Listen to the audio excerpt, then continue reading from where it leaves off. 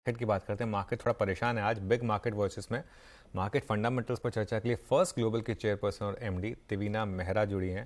जैसा कि मैं आपको पहले कई बार बता चुका हूं कि देवीना जी निवेश और रिसर्च की दुनिया में एक उनका रुतबा काफ़ी बड़ा है। 30 सालों से ज़्यादा का अनुभव है उनके पास।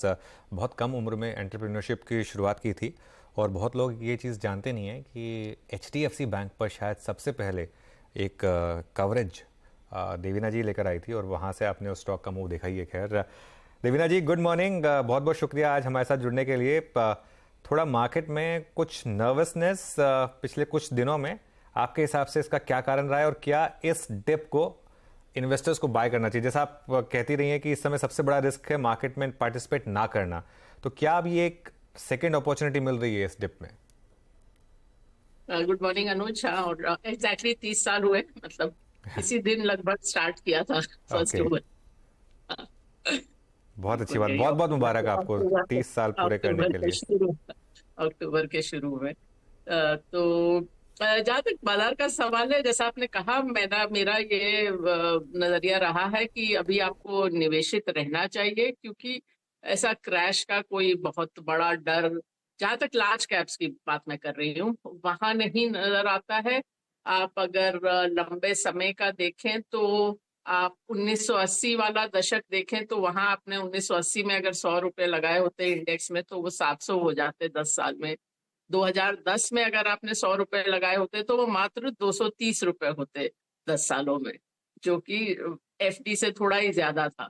तो ऐसी स्थिति में जब बाजार उतना लंबा समय अपने जो 15-16% वाले कंपाउंडिंग हम लोग सोचते हैं, उससे इतना कम रहा हो, 9% कंपाउंडिंग भी नहीं हुई उस दशक में, उसके बाद भी कुछ अंतरराष्ट्रीय कारणों के कारण इस दशक भी आप देखें तो 12-12.5% ही कंपाउंडिंग हुई है। तो वो बाजार ट्रेंड लाइन से बहुत ऊपर नहीं है कि आप क्रैश का सोचें, अभी तो ट्रेंड लाइन से बहुत नीचे ही है। लेकिन ये मैं आपको सेंसेक्स निफ्टी जैसे जो इंडेक्स है लार्ज कैप वाले, उनकी बात बता रही हूँ।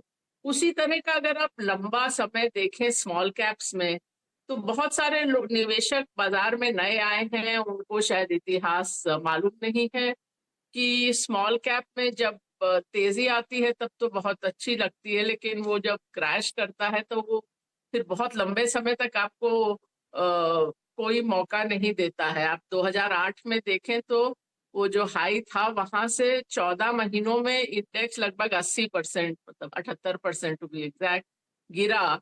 और वो जो 2008 वाला हाई था वो स्मॉल कैप इंडेक्स ने जाके 2016 में उसको पार किया। वो भी मैं आपको उसका भी थोड़ा कहानी बताऊंगी।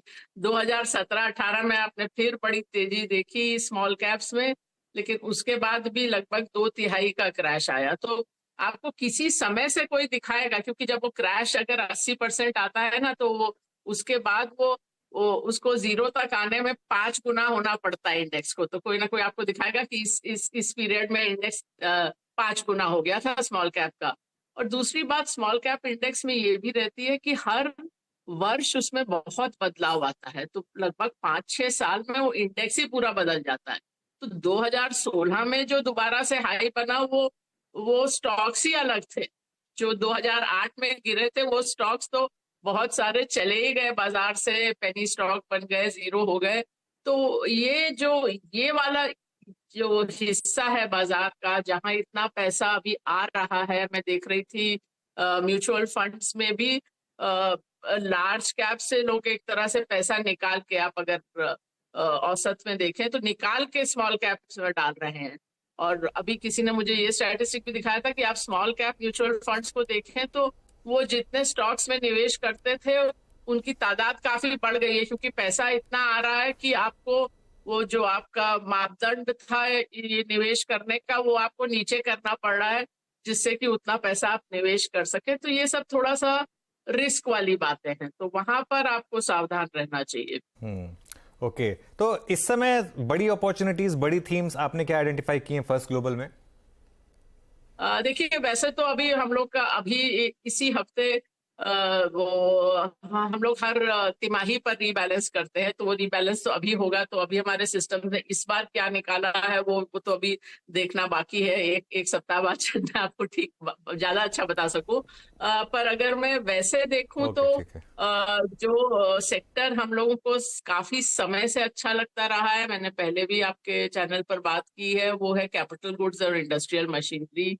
लोगों ने पिछले कुछ महीनों से बात करनी शुरू की है, हमको अब 2 साल हो गए हैं। अक्टूबर 2021 में हम लोगों ने वो बड़ा कॉल लिया था और वो कॉल अच्छा भी गया। उसमें से बहुत सारे शेयर 2 गुने 4 गुने तक हुए, कहीं प्रॉफिट बुक भी किया, थोड़ा यू नो एक स्टॉक से दूसरे स्टॉक में गए। पर वो स्पेस अभी तक तो अच्छा रहा है। अभी देखते हैं इस बार सिस्टम क्या कहता है कि अभी भी अच्छा उतना है कि नहीं है। पर वो एक स्पेस अच्छा रहा है। इस कैलेंडर ईयर में जहां हम लोगों ने निवेश बढ़ाया है, ऑटो कंपोनेंट्स, फार्मास्यूटिकल्स, एक दो कंस्ट्रक्शन कंपनीज, और कुछ चीजें तो खैर सेक्टर के हिसाब से नहीं भी होती है। तो ये लगभग होगा जहां पर हम लोगों ने निवेश, हमारे सिस्टम्स को अच्छा लगा है। जहां पिछली तिमाही में घटाया है तो वो है बैंक्स, खासकर प्राइवेट बैंक्स। तो इसी ये पर लगभग होगा हमारा देवीना जी, उसी पर आ रहा था मतलब मैं। एलोकेशन। आईटी में थोड़ा हाँ। थोड़ा ओवरवेट होंगे, हम्म। पर बहुत ज्यादा नहीं।